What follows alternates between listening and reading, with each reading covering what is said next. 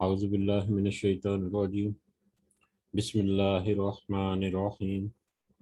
رب اشرح لی صدری ویسر لی امری واحلل عقدۃ من لسانی یفقہوا قولی رب یسر ولا تعسر وتمم بالخیر اللہم لا سہل الا ما جعلتہ سہلا وانت تجعل الحزن اذا شئت سہلا اللہم انفعنی بما علمتنی وعلمنی ما ینفعنی وزدنی علما آمین یا رب العالمین۔ آج ہم انشاءاللہ اللہ کے خاص فضل و کرم سے سورہ نساء کی آیت نمبر 116 سے آنورڈ دیکھیں گے۔ اللہ تعالیٰ نے ہمیں ہمت اور توفیق دی، اور سب سے بڑی بات ہمیں مہلت ملی ہوئی ہے کہ ہم اپنی اصلاح کر سکیں، اور اللہ نے ہمیں توفیق بھی دی کہ ہم اپنے دن کا آغاز اس کے بابرکت کلام سے اور اس کے حبیب، ہم سب کے حبیب مصطفیٰ صلی اللہ علیہ وسلم کے نام سے، ان کے ذکر سے شروع کریں۔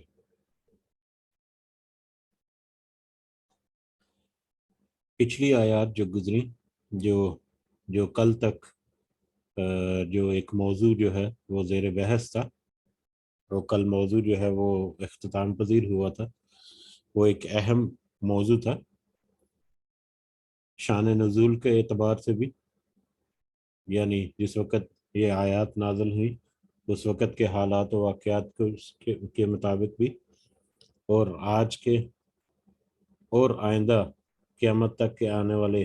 جتنے اوقات ہیں سب میں ان کا کہیں نہ کہیں عمل دخل ہے ان معاملات کا، وہ معاملات میں خیانت میں، روزمرہ کے معمولات میں، اور خاص طور پر اپنے اعمال میں یا اپنے کردار میں خیانت کرنا، اور خیانت کرنے والوں کا ساتھ دینا، کوئی گناہ کرنا یا کوئی اپنے نفس پر ظلم کرنا، یہ دونوں طرح کی باتیں اس میں کور ہوں۔ کوئی گناہ کرنا، براہ راست کسی ایسے عمل میں انوالو ہو جانا، شامل ہو جانا جو اللہ یا اس کے رسول صلی اللہ علیہ وسلم کے احکامات کے منافی ہو، جو منافقت پہ مبنی ہو، یا اس طرح کے کچھ معاملات، یا اپنے ہی نفس پر ظلم کرنا، چاہے وہ برے اعمال کی شکل میں ہو یا چاہے وہ کسی برے عمل کا ساتھ یا اس کی انڈورسمنٹ کی شکل میں ہو، دونوں کے لیے بہت بری سزائیں ہیں، اور جہنم کے بہت برے ٹھکانے جو ہیں ان کی معلومات جو ہیں یا ان کے بارے میں تنبیہ کی گئی، اور اس بارے میں بہت واضح اور بہت کھل کر اللہ تعالیٰ نے ارشاد فرمایا پچھلی آیات میں، جو ہمیں آج کے معاشرے میں اگر ہم ارد گرد ٹٹولیں، اگر ہم اپنے نفس کو اپنے گریبان میں بھی جھانکیں تو شاید ہمیں بہت ساری چیزیں، یقیناً ہمیں بہت ساری چیزیں ایسے مل جائیں گی جن میں اصلاح کی ضرورت ہے۔ اور اس میں پھر اللہ تعالیٰ نے یہ بھی فرمایا ان آیات میں کہ جو تو پھر اللہ کی طرف رجوع کرے گا، استغفار کرے گا، توبہ کرے گا، تو وہ اللہ تعالیٰ کو معاف کرنے والا اور رحم کرنے والا بہت ہی مہربان پائے گا۔ اور یقیناً اگر وہ یہ جانتے بوجھتے ہوئے بھی کہ اس نے کوئی گناہ کا یا اپنے نفس پر اپنی ہی جان پر کوئی ظلم کیا ہے، اس کے باوجود یہ سب کچھ جانتے بوجھتے ہوئے بھی وہ اس گناہ کو یا اس ظلم کو نہیں چھوڑتا، اسی روش پر قائم رہتا ہے، توبہ استغفار نہیں کرتا، اللہ کی طرف رجوع نہیں کرتا، تو اس کے لیے پھر جہنم کے ٹھکانے ہیں، جہنم ہے، جہنم میں داخل کریں گے، اور یقیناً جہنم جو ہے وہ ایک بہت ہی برا ٹھکانہ ہے۔ آج آیت نمبر 116 سے ایک نیا موضوع جو ہے وہ شروع ہو رہا ہے، اور یہ موضوع پہلے ہم نے دیکھا کہ زیادہ تر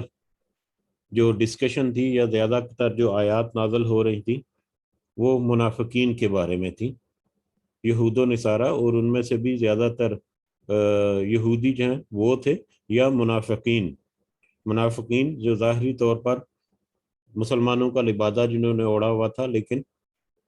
باطنی طور پر یا روحانی طور پر وہ مسلمان نہیں تھے، وہ منافقت کرتے تھے، ان کے بارے میں زیادہ تر تذکرہ ملا۔ لیکن اگلی آیات میں ہمیں مشرک، جو شرک کرنے والے تھے، جو بت پرست یا ستارہ پرست، آگ کے پوجنے والے، اللہ کے علاوہ کسی بھی دوسری چیز کو پوجنے والے جو ہیں، مشرک جو ہیں، ان کے بارے میں تھوڑا سا تذکرہ۔ اور یہ آیات جو ہیں آگے آنے والی، وہ بہت سینسٹیو بھی، آج کل کے حالات اور معاملات کے بارے میں انتہائی سینسٹیو آیات بھی ہیں۔ اس میں اللہ تعالی ہمیں کچھ ڈھکے چھپے الفاظ میں، اور یقیناً بعض جگہ پر کچھ بہت ہی واضح الفاظ میں کچھ ہدایات اور رہنمائیاں ہمیں فرماتا ہے۔ اللہ تعالی ہمیں اتنی ہمت اور توفیق دے کہ ہم ان آیات کو صحیح معنوں کے ساتھ سمجھ سکیں، اور پھر اس سے بھی بڑی دعا ایک ہمیں یہ کرنی چاہیے کہ اللہ تعالی ہمیں یہ بھی توفیق دے کہ اگر ہمیں لگے کہ ہمارے عقیدے میں، ہمارے سمجھنے میں، ہمارے اعمال میں کوئی ایسی کمی بیشی ہے، اور ہمیں کوئی نوٹیفائی کرائے، ہمیں کوئی باور کرائے، یا ہمیں کوئی اندازہ ہو کسی بات سے کہ ہماری کوئی چیز یا ہماری کوئی بات یا ہمارا کوئی عقیدہ کسی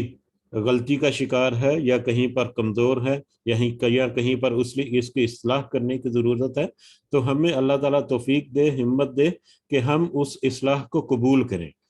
ہم کوشش کریں کہ اس کی کچھ جستجو کریں، اس کو کچھ سمجھ بوجھ حاصل کریں، اس کے اوپر مزید تحقیق کی اگر ضرورت ہے وہ کریں، اور کھلے دل سے اللہ تعالیٰ ہمیں ہمارے دل کو کھول دے کہ ہم کھلے دل سے حقیقت جو ہے اس کو قبول کریں، اس کو اپنائیں اور اپنی اصلاح کر سکیں۔ یہ میں اس لیے کہہ رہا ہوں کہ آج کل کے معاشرے میں خاص کر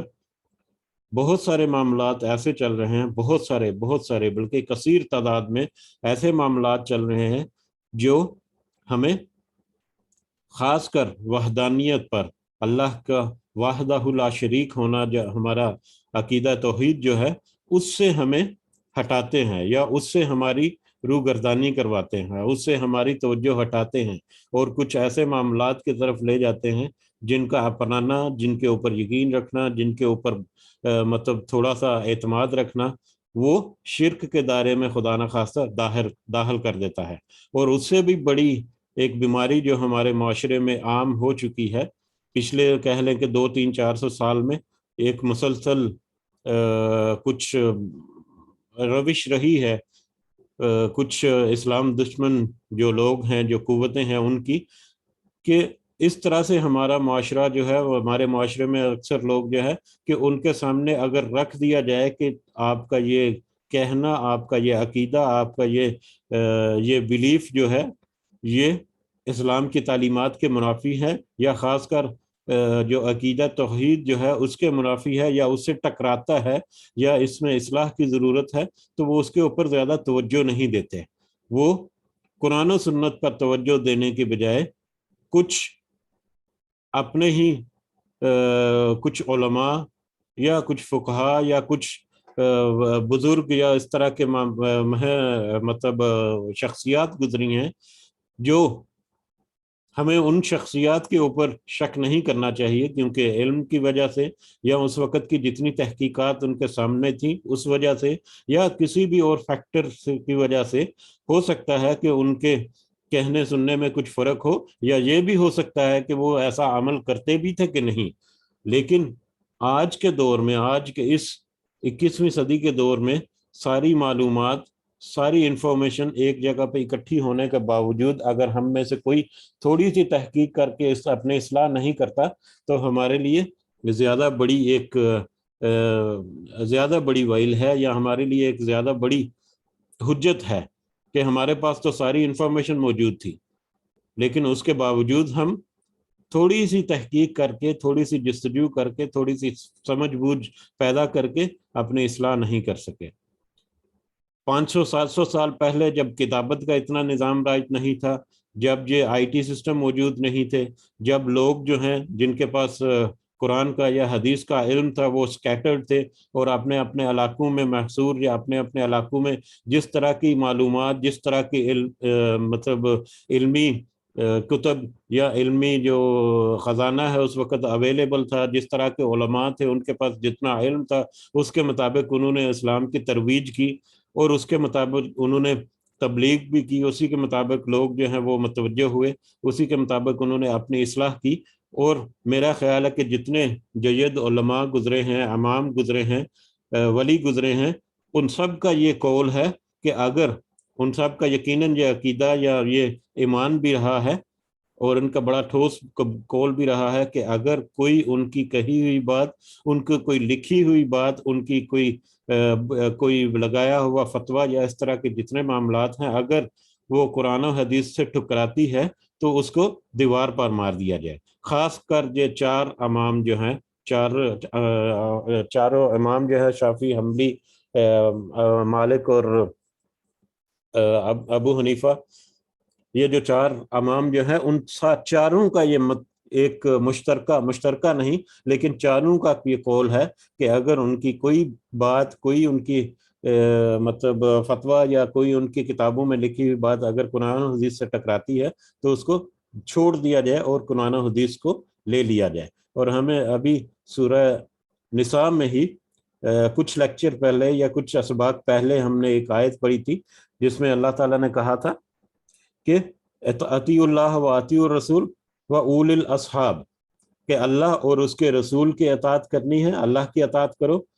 اللہ کی اطاعت کرنے کا حکم ہے، اس کے رسول صلی اللہ علیہ وسلم کی اطاعت کرنے کا حکم ہے، اور اصحاب الامر کے جو دو کیٹیگریز کے اصحاب تھے ان کی، لیکن اصحاب الامر کی جو اطاعت ہے وہ کنڈیشنل ہے، اور اس میں کنڈیشنل کیا تھی کہ اگر کوئی چیز قرآن و سنت، اللہ کے اور اس کے رسول صلی اللہ علیہ وسلم کی کسی ہدایت کے خلاف جاتی ہے، اس سے ٹکراتی ہے، تو پھر ہمیں رجوع کرنا ہے اللہ اور اس کے رسول صلی اللہ علیہ وسلم کی طرف سے۔ یہ ایک رہنما اصول ہے جو ہمیں آج اگر سمجھ لگ جائے تو ہمیں جب کوئی ذکر کرے کہ یہ عقیدہ، یہ معاملہ ہمارا درست نہیں، تو ہمیں بجائے اس کے کہ ہیلے بہانے تلاش کریں، ہمیں رجوع کرنا چاہیے اللہ اور اس کے رسول یعنی کتاب و سنت کی طرف۔ اور جو ہمیں کتاب و سنت سے واضح دلائل مل جائیں، واضح حقیقت ہمارے اوپر اشکار ہو جائے، تو ہمیں چاہیے کہ ہم اپنی اصلاح بھی کر سکیں۔ تو اللہ تعالیٰ سے دعا ہے کہ اللہ تعالیٰ ہمیں صحیح معنوں میں خاص کر عقیدہ توحید جو ہے اس کے اوپر ہمیں بہت مضبوط کرے، اور ہمارا خاتمہ جو ہے وہ بالایمان کرے، تاکہ جو جنت میں داخلے کا پاسپورٹ، جنت میں داخلے کا نہیں، جنت میں داخلے کے لیے جو امتحان ہوگا، جو انٹری ٹیسٹ ہے، جس طرح سے یہاں پر ہمارے یہاں بھی رواج ہے میڈیکل کے لیے یا چارٹرڈ اکاؤنٹنسی کے لیے یا بڑی پروفیشنل فیلڈز کے لیے، جب بھی آپ کو ایجوکیشن شروع کرنی ہے، ہائر ایجوکیشن، تو ایک انٹری ٹیسٹ ہوتا ہے۔ اسی طرح سے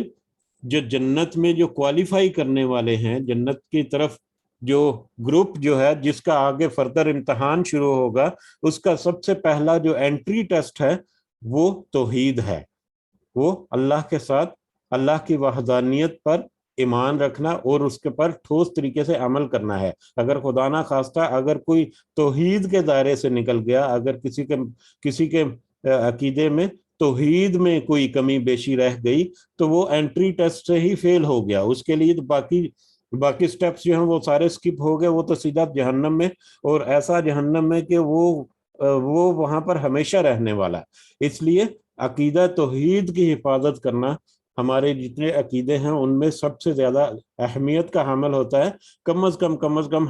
ہمیں یہ اہل تو کرتا ہے کہ ہم اللہ تعالیٰ جو ہمارا حساب کتاب لے گا، ہمارا جو امتحان لے گا، اس میں ہم داخل تو ہو سکیں گے، اس انٹری ٹیسٹ کو پاس کر کے ہم اس گروپ میں تو شامل ہو سکیں گے جس کا کم از کم پھر آگے سوال جواب ہوگا، پھر اللہ تعالیٰ اپنے فضل و کرم سے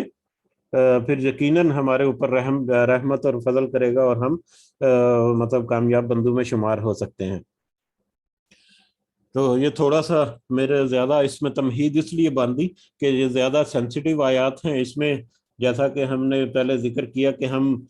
کسی اختلاف کے اوپر زیادہ بحث نہیں کرنا چاہتے اس پلیٹ فارم پر، تو اس لیے کچھ آیات ایسی آئیں گی جس میں ہم مختصر رکھیں گے، زیادہ لمبی چوڑی بحث اس میں نہیں ہوگی، لیکن اشارتاً بات یا اشارتاً ابھی بھی میں نے تھوڑا سا ذکر کر دیا تاکہ ہم جب بھی سنیں، جہاں بھی سنیں، ہم اپنی اصلاح کر سکیں، یا کم از کم اپنے احباب جو ہیں، جاننے والے اپنے قریبی، ان کے ساتھ ہم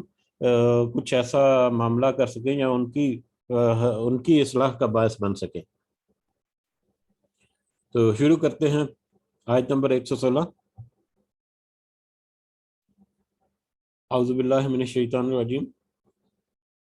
ان اللہ، بے شک اللہ، لا یغفر، نہیں بخشے گا، ان یشرکا، کہ شریک بنایا جائے بھی اس کے ساتھ، بے شک اللہ تعالیٰ نہیں بخشے گا کہ اس کے ساتھ شریک بنایا جائے، کسی کو شریک ٹھہرایا جائے، وَيَغْفِرُ، اور وہ بخش دے گا، مَا دُونَ ذَلِكَ، جو اس کے علاوہ ہوگا، لِمَنْ يَشَاءُ، جسے وہ چاہے گا۔ یہ پہلی آیت کا پہلا حصہ جو ہے آیت نمبر 116 کا، یہی اس چیز کی مطلب وضاحت کرتا ہے کہ جنت کے لیے کوالیفائی کرنے والے جو لوگ ہیں، کوالیفائنگ راؤنڈ میں پہنچنے والے لوگ جو ہیں، ان کا انٹری ٹیسٹ جو ہے وہ شرک کی بنیاد پر ہے۔ جو شرک کرے گا اللہ تعالیٰ اس کو نہیں بخشے گا۔ اللہ تعالیٰ شریک کرنے والوں کو، اپنے وحدہ لا شریک ہونا اللہ تعالیٰ کا ٹھہر چکا، اللہ تعالیٰ کی ذات میں کسی بھی طریقے سے، چاہے وہ قولی طور پر ہو، چاہے وہ عملی طور پر ہو، کسی بھی طریقے سے اللہ کے ساتھ شریک کوئی بھی کرے گا، کوئی بھی ٹھہرائے گا کسی کو، تو وہ اس انٹری ٹیسٹ سے باہر ہو گیا۔ اللہ تعالیٰ نہیں بخشے گا کہ اس شریک بنایا ہو اس کے ساتھ کسی چیز کو، اور اس کے علاوہ مطلب مشرک یا شرک کے علاوہ اگر دوسرے کوئی گناہ ہیں تو اللہ تعالیٰ ان کو بخش دے گا جس کو وہ چاہے گا، جیسے وہ چاہے گا، یقیناً انصاف کرے گا، اور انصاف کے تقاضوں کو سامنے رکھے ہوئے، اپنے پوری حجت قائم کر کے، پورے سیاق و سباق کے ساتھ، پورے گواہوں کے ساتھ، پورے ٹھوس شواہد کے ساتھ اور ثبوتوں کے ساتھ، سب کچھ سارا کر کے، پھر اللہ تعالیٰ اپنے خاص فضل و کرم سے پھر جس کو چاہے گا، شرک کے علاوہ باقی جو گناہ ہے ان کو وہ بخش بھی دے گا۔ وَمَن يُشْرِكْ بِاللَّهِ، اور جو شریک بنائے گا اللہ کے ساتھ، فقد ضل ضلالا بعیدا، تو یقیناً وہ بھٹک گیا دور کی گمراہی میں۔ جو اللہ تعالیٰ کے ساتھ کسی کو شریک بنا بیٹھے، اللہ کے ساتھ شرک میں مبتلا ہو جائے، کسی کو شریک بنا بیٹھے، تو یقیناً وہ ایک ایسی گمراہی میں گم ہو گیا جس سے واپسی کا راستہ نہیں، اور گمراہی میں گم ہو گیا، بھٹک گیا، جس سے واپسی کا راستہ نہیں، یقیناً وہ اس وجہ سے کہ اللہ نے ہدایت اور رہنمائی عطا فرمائی، اللہ نے قرآن عطا فرمایا، اللہ نے حدیث، رسول اللہ صلی اللہ علیہ وسلم کی صورت میں ہمیں حدیث ہمارے اوپر واضح کر دی، اور پریکٹیکلی نبی کریم صلی اللہ علیہ وسلم کی سنت سے ہمیں سب کچھ بتا دیا، اور اس کے ساتھ اللہ تعالیٰ نے اختیار دے دیا۔ اس اختیار کو یوز کرتے ہوئے جو شرک کرے گا اور اللہ کے راستے سے بھٹک جائے گا، تو یقیناً وہ ایسا بھٹکے گا جس کو پھر اللہ چھوڑ دے گا اور اپنی ہی گمراہی میں بھٹکتا رہے گا، اور وہ واپس نہیں پلٹے گا، ایسا دور نکل جائے گا اپنی گمراہی میں۔ ان یدعون، نہیں وہ سب پکارتے، من دون اللہ، من دونہ، اس کے سوا، الا، مگر، اناسن، عورتوں کو، نہیں وہ پکارتے اس کے سوا مگر عورتوں کو، نہیں وہ پکارتے اس کے سوا مگر عورتوں کو یہاں پر عورتوں کو اس کا ترجمہ کیا گیا ہے، لیکن در حقیقت اناسن کا مطلب ہے مؤنث چیزیں یا مؤنث کیٹیگری، مؤنث جو ہے، ٹھیک ہے۔ اب یہاں پر نہیں وہ پکارتے مگر کچھ مؤنث چیزوں کو، مؤنث فیمیل کیٹیگری جو آتی ہے۔ اب یہ مؤنث چیزیں کیا ہیں، آگے آیت کمپلیٹ کرتے ہیں، پھر آسانی سے ہم اس کو دیکھ لیں گے۔ وَإِن يَدْعُونَ، اور نہیں وہ سب پکارتے، الا، مگر، شیطان مریدا، شیطان سرکش شیطان کو، نہیں وہ پکارتے مگر سرکش شیطان کو۔ آیت کے پہلے حصے میں نہیں وہ پکارتے مگر फीमेल कैटेगरी को या मोनस चीजों को, या यहाँ पर औरतों का तर्जमा किया गया, औरतों नहीं दरअसल मोनस कैटेगरी को या मोनस चीजों को। अब मोनस चीजें क्या हैं? वो जो मुशरिकीन मक्का जो हैं, उस वक़्त के जो मुशरिक लोग थे, शिरक करने वाले, अल्लाह के साथ शरीक ठहराने वाले। अब ये थोड़ा सा फर्क ये यहाँ पर वाज़े हो जाए कि हम कहते हैं कि अहले किताब और मुशरिक। अहले किताब वो लोग हैं, उनमें ज्यादा कैटेगरी यहूदियों और ईसाइयों को होती है, जो अल्लाह को तो एक मानते हैं, अल्लाह को एक मानते हैं, अल्लाह पर ईमान लाते हैं, अल्लाह के वहदानियत जो है उनके मजहब के मुताबिक उसके ऊपर भी यकीन रखना उनके ऊपर वाजिब है। वो अलग बात है कि हजरत ईसा को या हजरत अज़ैर अलैहिस्सलाम को वो अल्लाह का बेटा तस्वर करते थे, और इस तरह की कोई बदगुमानियां उनके अकीदों में शामिल हो चुकी थी जो उनको शिरक की तरफ मायल करती थी। लेकिन उनको अहले किताब की कैटेगरी में इसके इसलिए कि उनकी तालीमात या उनके पास जो शरीयत है वो तौहीद और रसालत, वो भी तौहीद पे मबनी थी। ठीक है। और उसके अलावा जो मुशरिक हैं वो अल्लाह ताला को सिरे से मानते ही नहीं, या अल्लाह को अगर मानते भी हैं तो उसके साथ दूसरे कुछ चीजें ऐसी हैं जिनको वो शरीक ठहराते थे, जिनको वो समझते थे कि ये अल्लाह का फजल हासिल करने के लिए ये एक वसीला है, ये अल्लाह के साथ सिफारिश करते हैं, या अल्लाह ने इनको कुछ कार दियो में काम दिए हमें अंजाम देने के लिए, तो हम उनसे मतलब रुजू करते हैं। तो ये तौहीद के अहले किताब और मुशरिक में ये थोड़ा सा फर्क है। तो ये फर्क जो है यहाँ पर मुशरिक लोगों की जिक्र हो रहा है, वो लोगों का जो बुतों की पूजा करते थे, गैर अल्लाह की पूजा करते थे। अब मुशरिकीन मक्का जो हैं वो उनमें दो कैटेगरी के ऐसी चीजें थी जिनको वो पूजा करते थे। एक तो बुत थे जो उन्होंने खाना काबा में और कुर्बो ज्वार में भी और अपने अपने इलाकों में भी रखे हुए थे, बुत रखे हुए थे जिनकी पूजा करते थे। उन बुतों के नाम आम तौर पर मोनस चीजों पर ये मोनस होते थे, जैसे लात मनात और ओजा वगैरह जो बहुत मशहूर बुत हैं उस वक़्त के,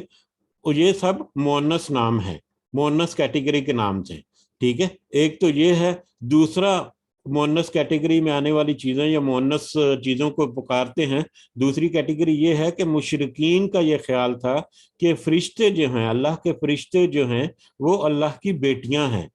तो उन फरिश्तों की या अल्लाह की बेटियों को तस्वर करके उनकी मूर्तियां या उनके भी बुत उन्होंने तराशे हुए थे, या मुख्तलिफ तरीके से उनको भी वो पूजा करते थे, पूजते थे। तो अल्लाह की बेटियां फरिश्तों को तस्वर, अब फरिश्तों की तो कोई जेंडर नहीं, कोई मेल फीमेल नहीं, वो तो अल्लाह ताला की तरफ से एक ऐसी मखलूक है जो सिर्फ और सिर्फ अल्लाह की बंदगी और अल्लाह के अहकामात की पैरवी पर लगे हुए हैं, उनको इसके अलावा किसी और चीज से कोई सरोकार नहीं। लेकिन उनकी भी उन्होंने कह दिया कि वो अल्लाह की बेटियां हैं, और उनके साथ भी वो उनकी भी मुख्तलिफ अंदाज से वो पूजा करते थे। तो यहाँ पर जो मोनस चीजों का जिक्र हुआ वो सब नहीं, वो सब पुकारते इसके सिवा, उसके सिवा, मगर मोनस चीजों को, अल्लाह के सिवा वो किसी और को नहीं पुकारते। लेकिन वो कुछ बातन या कुछ बातल चीजें ही हैं जो जिनको उन्होंने मोनस कैटेगरी में रखा हुआ, चाहे वो बुत की शक्ल में है, चाहे वो किसी भी शक्ल में है। ठीक है। वह इन यदऊना इल्ला शैतान मरीदा, और नहीं वो पुकारते मगर सरकश शैतान को। अब इन चीजों को, मोनस चीजों को, बुतों वगैरह को या आग को या जिन भी चीजों की वो पूजा करते थे, इन सब चीजों को पुकारना जो है दर हकीकत वो शैतान को ही पुकारते थे, वो शैतान को, क्योंकि शैतान ही ऐसी ऐसी चीज या ऐसी एक जात है जो इंसान को वरगला कर, उसको धोखे देकर, उसको उम्मीदें दिलाकर, उनको सबज बाग दिखाकर, उनको गुमराह करके अल्लाह से खास कर तौहीद के ऊपर वार करना, ये उसकी सबसे पहली मतलब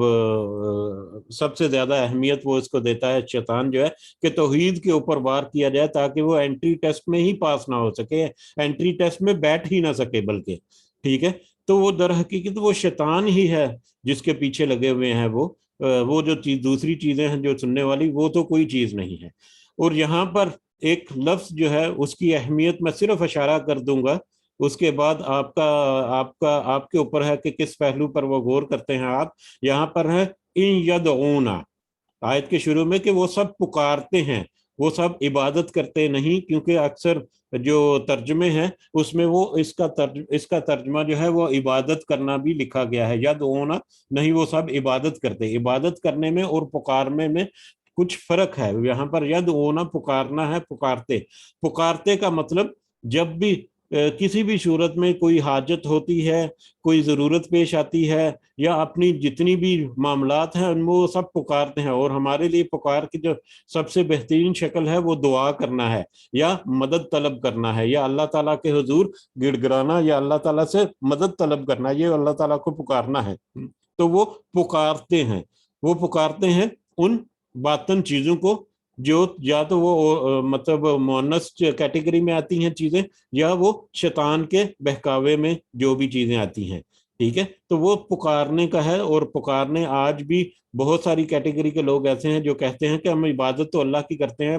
لیکن پکارنے میں, دعا کرنے میں یہ اہمیت ہے ہمارے لیے کہ ہم دعا کس سے کرتے ہیں, مدد کس سے مانگتے ہیں. عبادت کرنا اور مدد مانگنا ان میں تھوڑا سا فرق ہے. بہرحال آیت نمبر 118 کی طرف بڑھتے ہیں. اعوذ باللہ من الشیطان الرجیم. جی, لعنہ اللہ, لعنت ہے اس پر اللہ کی, لعنت ہے اس پر اللہ نے, لعنت کی ہے اس پر اللہ نے. کس پر؟ شیطان پر. وقال, اور کہا. شیطان کیا کہتا تھا؟ اللہ تعالیٰ نے تو شیطان پر لعنت کر دی ہے. شیطان کا تذکرہ ہم نے شروع میں سنا جب حضرت آدم علیہ السلام کو تخلیق کیا گیا اور اس کے پاس ساتھ جو مکالمہ تھا سورہ بقرہ میں, پھر شیطان نے ان کو ورگلایا اور کس طرح سے جنت سے باہر نکلوا دیا. اور پھر اس وقت ایک قول بھی تھا شیطان کا کہ وہ اس نے اللہ تعالیٰ سے کہا کہ میں تیری امت کے لوگوں کو گمراہ کروں گا. تو اللہ نے کہا کہ ٹھیک ہے, تم اپنی کوشش کر لو, لیکن تم گمراہ نہیں کر سکتے, مگر مطلب جو متقی اور جو اللہ کے ہدایت والے لوگ ہیں ان کو تم گمراہ نہیں کر سکتے. یہ بھی ہمیں یقیناً پتہ ہے کہ یہ ایک مکالمہ شیطان کا اللہ کے ساتھ ہوا تھا. ٹھیک ہے, اب اسی کے پس منظر میں آگے کچھ آیات بھی آئیں گی. لعنہ اللہ, لعنت کی ہے اللہ نے اس پر یعنی شیطان پر. وقال, اور کہا, شیطان نے کہا, لأتخذن, ضرور بالضرور, یقیناً ضرور میں لے لوں گا, من عبادکا, تیرے بندوں میں سے, نصیباً نصیباً مفروضہ, ایک مقرر حصہ, یقیناً میں تیرے بندوں میں سے ایک مقرر حصہ لے لوں گا. یعنی جو تیرے بندے ہیں, ظاہر ہے جتنے بندے یا جتنے انسان اس دنیا میں ہیں سب وہ اللہ کی طرف سے تخلیق کیے گئے ہیں, اللہ کے ہی بندے ہیں وہ. لیکن وہ کیا کہتا ہے کہ وہ شیطان کیا کہتا ہے کہ میں ضرور بالضرور, ضرور بالضرور, اتنے یقین کے ساتھ کہتا ہے وہ کہ وہ گمراہ کر کے کس طرح بھی کر کے تیرے بندوں میں سے ایک حصہ, مقرر حصہ جو ہے وہ میں بالضرور لے لوں گا. کچھ بندوں کو میں اپنے پیچھے لگا لوں گا, ان کو بٹکا دوں گا, ان کو بہکا دوں گا, ان کو گمراہ کر لوں گا. اس کو اتنا یقین تھا اس وقت کہ اس نے اس وقت کہا کہ میں یقیناً ضرور بالضرور تیرے بندوں میں سے کچھ حصہ, ایک مقرر حصہ جو ہے اس کو تو میں ضرور لے لوں گا, ان کو تو میں ضرور گمراہ کر دوں گا, ان کے اوپر میں ایسے ایسے وسوسے چھوڑوں گا, ان کے اوپر ایسے ایسے شیطانی چالیں اور حربے استعمال کروں گا کہ وہ تیری توحید کو چھوڑ کر میرے رستے پر چل پڑیں گے. اللہ تعالیٰ ہمیں بچائیں کہ ہم ایسے کسی بھی وسوسے میں یا ایسے کسی بھی دھوکے میں آ جائیں جس سے ہمیں توحید جو ہے اس کا راستہ ہم بھٹک جائیں اس سے. اللہ تعالیٰ سے بہت دعا ہے کہ اللہ تعالیٰ ہمیں اس فتنے سے محفوظ رکھے. وَلَا أُضِلَّنَّهُمْ, اور ضرور بالضرور میں گمراہ کروں گا انہیں. میں ضلالت ذلہ گمراہی سے ہے, اپنے نفس پر گمراہ جو ظلم کرنا اس سے, کہ شیطان کہتا ہے کہ اس کے آگے بھی اور بھی بہت کچھ کہہ رہا ہے. وَلَا أُضِلَّنَّهُمْ, اور ضرور بالضرور میں گمراہ کروں گا انہیں. اتنے یقین سے وہ کہتا ہے کہ میں گمراہ کروں گا انہیں یقیناً ضرور بالضرور. وَلَا أُمَنِّيَنَّهُمْ, اور ضرور بالضرور باطل امیدیں دلاتا رہوں گا, باطل امیدیں دلاتا رہوں گا انہیں. غلط امیدیں, جھوٹے دلاسے جو ہیں وہ انہیں دلاتا رہوں گا, جھوٹے وعدے کرتا رہوں گا, جھوٹے باتیں بتا کر ان کو ورگلاتا رہوں گا. وَلَآمُرَنَّهُمْ, اور ضرور بالضرور میں حکم دوں گا انہیں, ضرور بالضرور میں حکم دوں گا انہیں. فَلْيُبَتِّكُنَّ, بس ضرور بالضرور وہ چیر دیں گے آذان الانعامی جانوروں کے کان، اور ضرور بالضرور اتنے یقین سے وہ شیطان کہہ رہا ہے کہ وہ ضرور بالضرور وہ چیر دیں گے جانوروں کے کان کو، جانوروں کے کان چیر دینا یہاں پر ہے کہ اس وقت کے مشرک، بلکہ آج بھی شاید یہ ہوتا ہوگا کہ وہ دیوی دیوتاؤں کے نام پر، اپنے بتوں کے نام پر کچھ جانور جو ہیں وہ چاہے چھوٹے ہوں یا بڑے ہوں، کچھ جانور جو ہیں وہ وقف کر دیتے تھے۔ جانور وقف کر دینا یعنی جانور کو اللہ وہ ان کے جو بت ہیں، بت وغیرہ جو تھے جن کی وہ عبادت کرتے تھے، ان کے لیے وہ چھوڑ دیتے، ان کے لیے آزاد کر دیتے، اور نشانی کے طور پر ان کے کان جو ہیں وہ چیر دیتے تھے، ان کے کان کاٹ دیتے تھے، یعنی ان کے کان کاٹ کر ان کو آزاد کر دیا جاتا تھا۔ وہ جنگل میں جہاں پر بھی گھومتے پھرتے تھے، اب ان کے کان کاٹنا جو ہے یا کٹے ہوئے کان جو ہے اس چیز کی نشانی ہوتی تھی کہ یہ کسی بت کے نام پر ان کو آزاد کر دیا گیا ہے، لہٰذا وہ جو لوگ ہیں وہ ان کٹے ہوئے کان والے جانور تھے ان کو نہ ہی وہ مطلب پکڑ کر، نہ ہی وہ مطلب کھانے کے کام کرتے تھے، نہ ہی ان کو کسی دوسرے کام میں کھیتی باڑی یا سامان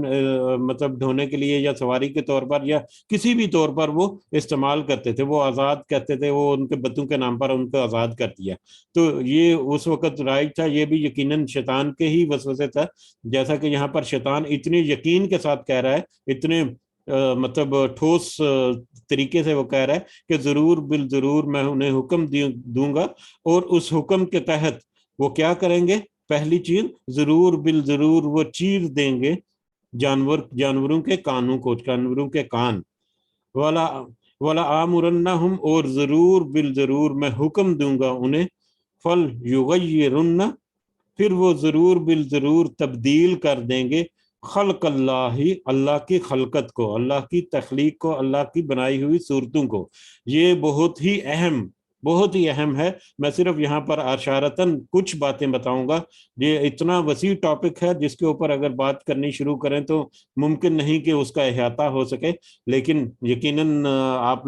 آپ لوگوں کے لیے اشارہ کافی ہے، اور یقیناً آپ کو اشارہ مل بھی گیا ہوگا کہ وہ شیطان کہتا ہے کہ میں ضرور بالضرور ان کو حکم دوں گا کہ اس حکم کے نتیجے میں وہ کیا ہوگا؟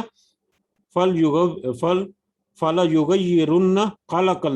اللَّهِ، کہ بس وہ ضرور بالضرور تبدیل کر دیں گے اللہ کی بنائی ہوئی صورتوں کو، اللہ کی جو تخلیق ہے، اللہ کی جو نیچر ہے، جو نیچر اللہ تعالیٰ نے بنائی ہے، وہ اس کو ضرور بالضرور بگاڑ دیں گے، اس کی صورتوں کو بدل دیں گے، ان کو تبدیل کر دیں گے۔ اب صورتوں کو تبدیل کرنا، خلقت کو یا نیچر کو بدل دینا، اس میں بہت ساری چیزیں داخل ہوتی ہیں، بہت بہت بہت بہت زیادہ چیزیں۔ اس میں ایک تو مثال میں پیچھے جو گزر چکی، جو زیادہ عام نہیں ہے آج کے دور میں، کہ جانوروں کے کانوں کو چیر دیتے تھے، جو اس کی خلقت میں تھوڑی سی تبدیلی کر دی، لیکن اس کے علاوہ یہ وائڈر کنسپٹ جو ہے اس آیت کے اس حصے کا، کہ وہ اللہ کی تخلیق میں تبدیلی کرتے ہیں۔ اس میں ایک تو یہ ہے کہ کنسیپچول تبدیلی، کنسیپچول یعنی نظریاتی تبدیلی۔ نظریاتی تبدیلی میں کیا ہے؟ جیسے اللہ کے علاوہ کسی جو ٹھوس چیزیں ہیں یا مادی چیزیں ہیں ان کو شریک ٹھہرا دینا، جیسا کہ پہلے ذکر ہوا بتوں وغیرہ کی، یا چاند سورج ستاروں کی، آگ کی پوجا کرنا۔ اب آگ جو ہے اس کا نیچر یا فطرت میں آگ کا ایک کام ہے، یا آگ کا ایک پہلو ہے، یا اس کی ایک خاص اہمیت ہے، ٹھیک ہے، مادی لحاظ سے، لیکن روحانی طور پر آگ کی جو حیثیت ہے اس کو بدل کر اس کو وہ خدا کے درجے پر یا اپنے جو بھی ان کے عقیدے تھے اس کے مطابق اس کو بدل دیا۔ یہ ہے کنسیپچول تبدیلی۔ اسی طرح سے اور بھی بہت سارے معاملات ہو سکتے ہیں۔ سورج جو ہے اس کا کام جو ہے وہ مختلف ہے۔ اللہ تعالیٰ نے سورج کو ایک خاص مطلب مقام پر رکھ کر ایک خاص ان کو مطلب کام جو ہے اس سے لیا گیا ہے، وہ اس کے تحت، اللہ کے حکم کے تحت اپنا کام جو ہے وہ انجام دے رہا ہے، ٹھیک ہے، لیکن مشرک لوگ جو ہیں اس کی پوجا شروع کر دیتے ہیں، کچھ بھی عقیدے گھڑ کر یا باطل طریقے سے۔ ایک تو یہ ہے کنسیپچول، ٹھیک ہے، روحانی طور پر۔ دوسرا ظاہری طور پر، مادی طور پر خلقت میں تبدیلی۔ اب یہاں پر آج کے دور میں اگر ہم دیکھا جائے کہ میک اپ کے ذریعے، پلاسٹک سرجری کے لیے ذریعے مطلب بغیر کسی عذر کے پلاسٹک سرجری بہت ہی کارآمد چیز ہے، جو مطلب جو نقصان دہ جلد جو ہے، جو جلنے کی وجہ سے یا کسی اور وجہ سے جہاں پر جلد خراب ہوگی اس کو ریپیئر کر دیا جاتا ہے، وہ تو ایک کہہ لیں کہ علاج کی شکل ہے۔ لیکن اس کے علاوہ کوئی اپنے چہرے کو خوبصورت بنانے کے لیے یا اپنے عمر کے اثرات جو ہے، بڑھتی عمر کے اثرات کو کم کرنے کے لیے کوئی پلاسٹک سرجری کرتا ہے، تو یقیناً اس نے جو ایک نیچر ہے، ایک نیچر کے تحت اس کے حلیے میں جو تبدیلی آ رہی ہے، اس میں تبدیلی کر دی۔ اس کے علاوہ مطلب عورتوں کا یہ پلکیں جو ہے ان کو مطلب بال اکھیڑنا یا اس طرح کے جتنے معاملات ہیں، یا مردوں کا ایون شیو کرنا جو ہے، مردوں کی فطرت یہ ہے، داڑھی جو ہے یہ مردوں کی فطرت ہے، بلکہ اللہ تعالیٰ نے جو حکم دیا ہے کہ مطلب عورت جو ہیں وہ مرد کی مشابت نہ اپنا کریں، اور عورتیں جو ہیں وہ مردوں کی مشابت نہ کریں۔ تو داڑھی کو منڈا دینا، مونچھوں کو مطلب داڑھی کو منڈا دینا، در حقیقت وہ جو ایک مرد کی جو فطرت ہے کہ اس کے چہرے کے اوپر فطرتی طور پر داڑھی آتی ہے، تو وہ اس کو منڈا دینا کا مطلب اس کی خلقت جو ہے اس میں کچھ تبدیلی ہے، ٹھیک ہے۔ تو اب کہتے ہیں علماء زیادہ تر کہتے ہیں کہ چلو مٹھی بھر نہیں یا بڑی داڑھی سنت کے مطابق اگر نہیں بھی رکھنی، تو کم از کم اتنی تو رکھ لو کہ آپ کے منہ کے اوپر اتنا حاشیہ آ جائے کہ آپ کو پتا چلے کہ یہ مرد کا چہرہ ہے، ٹھیک ہے۔ مونچھوں کو پست کرنا، اور اچھا اس کے علاوہ خلقت میں جو تبدیلی ہے، 5 چیزیں ایسی ہیں جو فطرت ہیں، جو ظاہری طور پر تو خلقت میں تبدیلی ہے لیکن فطرت میں داخل ہوتی ہیں، کیونکہ وہ اللہ کا حکم ہے، اللہ کے حکم کے تحت وہ کرتے ہیں۔ جو وہ چیزیں کون سی ہیں جو اللہ نے جس کو حکم کرنا دیا؟ ایک تو مونچھیں پست کرنا، مونچھیں چھوٹی رکھنا یا پست کرنا۔ اگر کسی کی مطلب فار ایگزامپل جو نیچرل اگر مونچھیں ہیں تو وہ تو ویسے ہی بالکل چھوٹی چھوٹی رہیں گے، لیکن جو شیو حضرات شیو کرنا شروع ہو جاتے ہیں بعد میں، اگر جب ان کے بال آتے ہیں تو وہ موٹے اور بڑے اور بہت بڑے بڑے ہو جاتے ہیں، مونچھیں بہت بڑی ہو جاتی ہیں، ٹھیک ہے۔ تو بڑی مونچھوں کو پست کرنا ایک۔ اس کے علاوہ بغلوں کے بال کاٹنا یا بغلوں کو صاف کرنا دو۔ زیر ناف بال، نیچے والے بال جو ہیں ان کو صاف کرنا یا اکھیڑنا کسی بھی طریقے سے، یہ نمبر 3 ہے۔ نمبر 4 جو ہے وہ ختنہ کرنا ہے، اور نمبر 5 ہے ایک اور بھی چیز ہے، میں اس وقت بھول رہا ہوں، بہرحال ہاں ناخن کاٹنا، ناخنوں کو کاٹنا، ناخن تراشنا، یہ 5 چیزیں جو ہیں جن کا اللہ تعالیٰ نے حکم دیا ہے، یہ حکم کے تحت جو ہم کریں گے یہ خلقت کو بگاڑنا نہیں ہے۔ اس کے علاوہ اگر کوئی بھی چیز ہے جو ہم مطلب اپنی صورت کی شکل میں یا اپنے بناؤ سنگار کی شکل میں کرتے ہیں، تو اس کے علاوہ مردوں کا عورتوں کی مشابت اپنانا یا عورتوں کا مردوں کی، آج کل لباس بھی عام طور پہ مرد حضرات جو ہیں وہ بالیاں پہن کر چلتے ہیں، عورتیں جو ہیں وہ اپنے بالوں کو چھوٹے کر بالکل ہی چھوٹا کیا ہوا تھا، جبکہ مطلب کندھے سے چھوٹے بال عورتوں کے جو ہیں وہ مردوں کے مشابت ہو گئی، اور مردوں کے لیے کندھوں سے نیچے لمبے بال اگر ہو گئے تو وہ عورتوں کی مشابت ہو گئی۔ تو اس طرح کے بہت سارے معاملات ہیں، اشارتاً میں نے ذکر کیا۔ اس کے علاوہ اشارتاً میں ذکر کروں گا کہ جس طرح سے ذکر ہوا کہ پہلے مشرک لوگ جو ہیں وہ اللہ کی خلقت کو کس طرح تبدیل کرتے تھے، اپنے عقائد کے ذریعے سورج کی پوجا کر دی اور چاند کے ستاروں کی پوجا اور آگ کی پوجا، اسی طرح سے آج مشرک لوگوں کے علاوہ ظاہری طور پر جو کلمہ گو لوگ جو ہیں ان میں بھی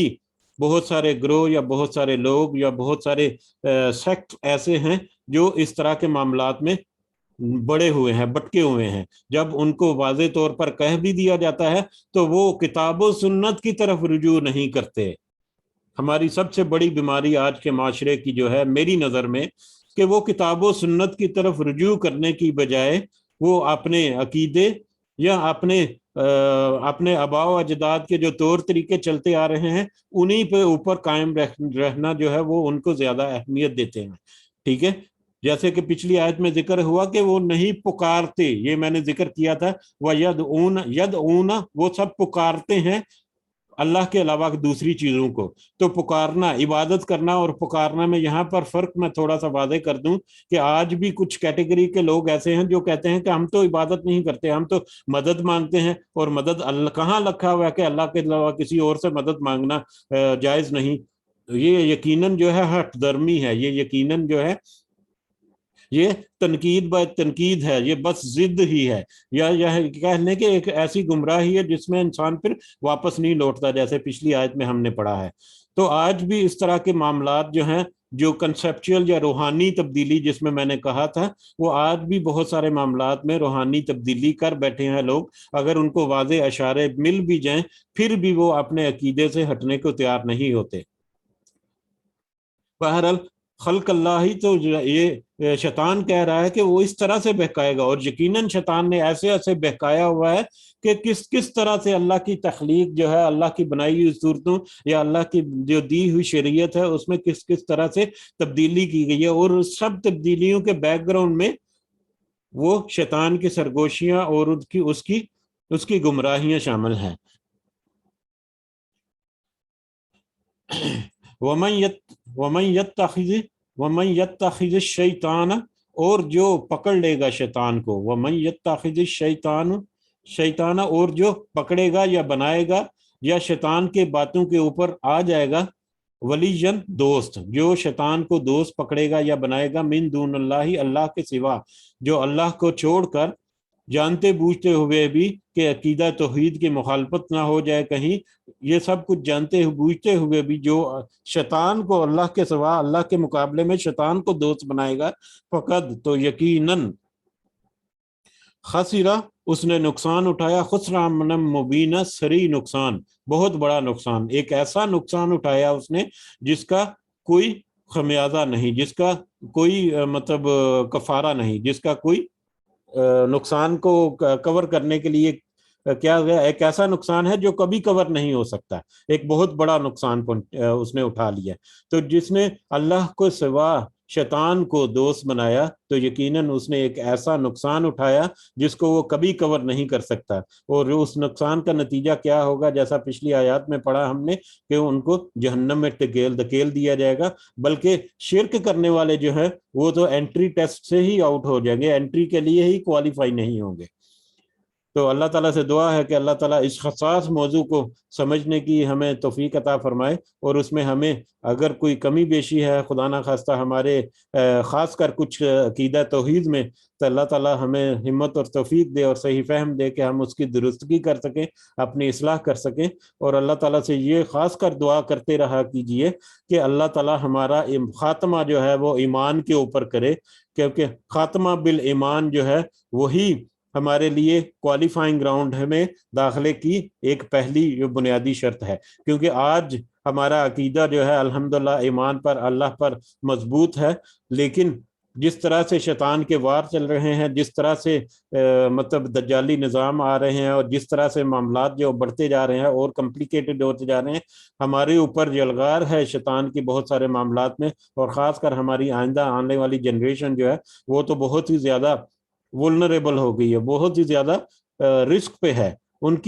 کی رہنمائی یا ان کو ایمان پر قائم رہنا جو اور بھی زیادہ اہمیت کا حامل ہو گیا ہے۔ تو اللہ تعالیٰ سے دعا ہے کہ اللہ تعالیٰ ہمیں ایمان کے اوپر ہمارا خاتمہ بھی ہمیں نصیب فرمائے، اور ہماری آئندہ آنے والی نسل جو ہے اس کو بھی فہم یہ عطا فرمائے کہ شیطان کے یہ جو ولبلے ہیں، یا شیطان کے یہ جو وسوسے ہیں، شیطان کی جو چالیں ہیں، یا دجالی نظام جو ہے، اللہ تعالیٰ ان سب سے ہم سب کو ان سالی چالوں سے محفوظ رکھے، اور ہمیں اللہ تعالیٰ کامیاب لوگوں میں شامل فرمائے۔ وما علینا الا البلاغ المبین۔ جی، اس ضمن میں اگر کسی کو کچھ ایڈ کرنا ہے تو آپ ضرور ایڈ کریں اس میں، یہ بہت ہی سینسیٹیو میٹر ہے، اس لیے میں نے جب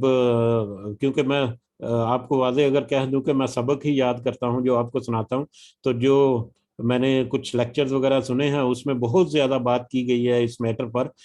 خاص کر مطلب عقیدہ توحید پر کس طرح کے معاملات آج چل رہے ہیں آج کل، اور یقیناً آپ سب کو ان معاملات کا تو پتہ ہی ہے۔ تو اللہ تعالیٰ ہمیں محفوظ رکھے، اور اللہ تعالیٰ ہمیں فتنوں سے بھی محفوظ رکھے، اور ہمیں جو ایک اللہ کی رسی جو ہے مضبوطی سے تھام کر ہمیں ایک امت بنا کر رکھے انشاءاللہ، اللہ تعالیٰ آمین۔ جی، اگر کوئی ایڈ کرنا چاہے اس میں تو۔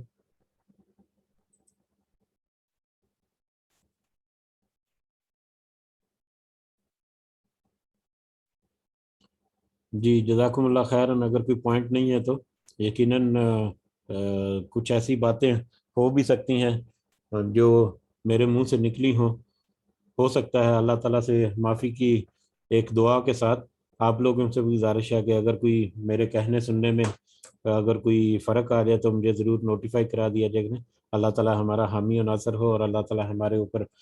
رحمت کرے۔ آج کل کے وبا کے دور میں اللہ تعالیٰ ہمیں اس وبا سے بہت جتنی جلدی ہو ممکن ہو چھٹکارا عطا فرمائے،